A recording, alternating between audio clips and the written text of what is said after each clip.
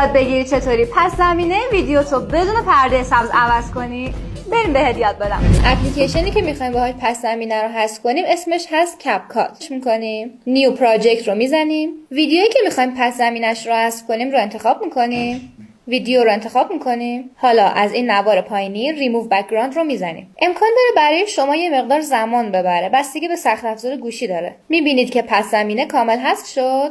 اگه میخوای لبه های تصویر تر و تمیز در بیاد و پس زمینه خوب حذف بشه، یه جایی وایسه که پشتت یک دست و یک رنگ باشه. حالا اگه میخواین پس زمینه‌تون رو عوض کنین، از این نوار پایین میان قسمت کنواس، از طریق کالر میتونید رنگ‌های مختلف رو به عنوان پس زمینه انتخاب کنین، یا اینکه با زدن گزینه بک‌گراند میرین عکس‌های آماده‌ای که خود برنامه داره رو انتخاب میکنین، یا از این بخش میتونین از عکس‌های گالریتون به عنوان بک‌گراند انتخاب کنین.